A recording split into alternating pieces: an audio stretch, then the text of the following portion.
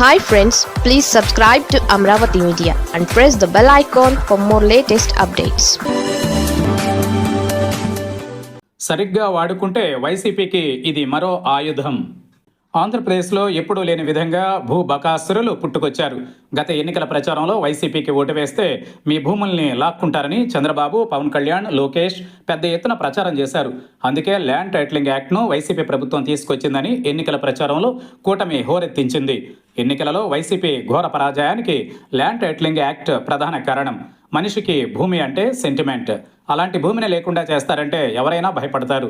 ఎన్నికల సమయంలో land titling యాక్ట్పై కూటమి దుష్ప్రచారాన్ని తిప్పికొట్టడంలో వైసీపీ విఫలమైంది. ప్రజలలో భూమిపై అనురాగం, అలాగే భయాన్ని కూటమి చక్కగా వాడుకుంది. నిజానికి ల్యాండ్ టైటిల్ తీసుకొచ్చింది కేంద్ర ప్రభుత్వం. ఆ యాక్ట్ చాలా గొప్పదంటూ అసెంబ్లీలో TDP senior MLA Payyavula Keshav అద్భుతంగా మాట్లాడారు. కానీ ఎన్నికల ప్రచారంలో మాత్రం పాస్ పుస్తకాలపై జగన్ బొమ్మ వేసుకోవడాన్ని సాకుగా చూపుతూ, ఇదిగో వైసీపీకి ఓటు వేస్తే మళ్ళీ అధికారం ఇస్తే మీ భూముల్ని లాక్కుంటారంటూ పెద్ద ఎత్తున దుష్ప్రచారం చేశారు. ఈ ప్రచారంతో వైసీపీ అభిమానులు కూడా హడలిపోయారు. వైసీపీకి ఓట్లు వేస్తే నిజంగానే భూములు లాక్కుంటారనే భయంతో కూటమి వైపు మొగ్గు చూపారు. కూటమి అధికారంలోకి రాగానే కొంతకాలానికి ల్యాండ్ టైటిల్ యాక్ట్ను రద్దు చేసింది. ఆ యాక్ట్ పేరు తప్ప యథావిధిగా రీసర్వే చేస్తూ కేంద్ర ప్రభుత్వం నుంచి 400 కోట్లకు పైగా ప్రోత్సాహకాన్ని ప్రభుత్వం పొందింది. చేతులు కాలేక ఆకులు పట్టుకున్న చందంగా వైసీపీ పరిస్థితి తయారైంది. కూటమి ప్రభుత్వ మాటల్లో చెప్పాలంటే ఇప్పుడు ల్యాండ్ టైటిలింగ్ యాక్ట్ లేదు, పాస్ పుస్తకాలపై పాలకుల బొమ్మలు లేవు, రెవెన్యూ అధికారులంతా పద్ధతిగా చేస్తారని అనుకున్నాం. అలాంటప్పుడు ఒకరి భూమిని మరొకరు ఆక్రమించడం, హక్కుదారులకు తెలియకుండా మరెవరో రిజిస్ట్రేషన్ చేసుకోకూడదు. అలాంటి పరిస్థితి ఉందా అనే ప్రశ్నకు కూటమి పాలకులు సమాధానం చెప్పాలి. ఆంధ్రప్రదేశ్లో పరిస్థితి ఎంత దారుణంగా ఉందంటే, విశాఖలో డిప్యూటీ స్పీకర్ రఘురామకృష్ణంరాజు భూమినే మరొకరు రిజిస్ట్రేషన్ చేసుకున్నారు. కూటమి ప్రభుత్వంలో అత్యంత శక్తిమంతుడైన రఘురామ స్థలానికే దిక్కు లేదంటే ఇక సామాన్యుల పరిస్థితి ఏంటో అర్థం చేసుకోవచ్చు. చంద్రగిరి నియోజకవర్గంలోని అవిలాలలో వృద్ధ దంపతులకు చెందిన 100 కోట్ల రూపాయల భూమిని ఎమ్మెల్యే అనుచరులు కాజేశారనే ఆరోపణలు వెల్లువెత్తుతున్నాయి. అక్రమార్కులకు రెవెన్యూ అధికారుల అండదండలున్నాయని స్వయంగా బాధితులు ఆరోపిస్తున్నారు. ఈ పాలనలో చివరికి కూటమి నాయకులు, కార్యకర్తల భూములు, ఇతరత్ర స్థలాలకు కూడా దిక్కు లేదనేందుకు ఎన్నో ఉదాహరణలున్నాయి. రాష్ట్రంలో నిత్యం భూ బాధితులు పెరిగిపోతున్నారు. రెవెన్యూ అధికారులకు విన్నవించుకోవడమే తప్ప స్పందన లేదు. ఎందుకంటే రెవెన్యూ అధికారులు నిబంధనల మేరకు పనిచేయడం మానేశారు. కూటమి ఎమ్మెల్యేల ఆదేశాలకు అనుగుణంగా విధులు నిర్వర్తిస్తున్నారు. ఈ నేపథ్యంలో ఆస్తుల పరిరక్షణ చాలా కష్టమైంది.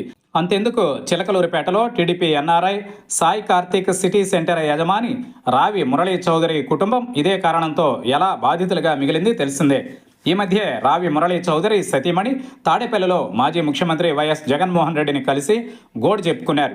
ఈ నెల 12న తిరుపతిలో కూటమి విజయోత్సవ సభకు CM Chandrababu, deputy CM Pawan Kalyan వస్తున్నారని తెలుసుకుని చంద్రగిరి నియోజకవర్గంలోని రంగంపేట సర్పంచ్ గోపాల్ రెడ్డి భార్య మునిరాజమ్మ తన ఆవేదన వ్యక్తం చేశారు. అమెరికాలో ఉంటూ ఆమె వీడియో విడుదల చేశారు. ఇదే చంద్రగిరి నియోజకవర్గంలోని రంగంపేటలో 3.5 ఎకరాలను తిరుపతి టీడీపీ నాయకుడు జేబీ శ్రీనివాసులు తన మనుషులతో ఆక్రమించాడని ఆమె ఆరోపించారు. వారి దౌర్జన్యాలకు ఏకంగా దేశం వదిలి అమెరికా పారిపోయినట్టు బాధితురాలు వాపోయారు. ఇలా చెప్పుకుంటూ పోతే ఎన్ఆర్ఐలతో పాటు మన రాష్ట్రంలోనే ఉంటున్న భూ బాధితులు లక్షల్లో ఉన్నారు. ప్రభుత్వం ఏమీ తెలియనట్టు వ్యవహరిస్తోంది. ఇలాంటి వాళ్ళందరికీ వైసీపీ అండగా నిలవాల్సిన అవసరం ఎంతైనా ఉంది.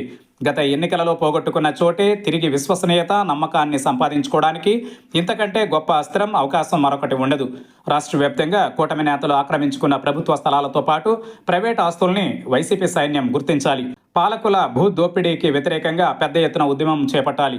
ఈ ఉద్యమంలో ఎక్కడో ఒక చోట మాజీ ముఖ్యమంత్రి వైఎస్ జగన్ పాల్గొని సామాన్యులు, నిస్సహాయాలకు భరోసా కల్పించాలి.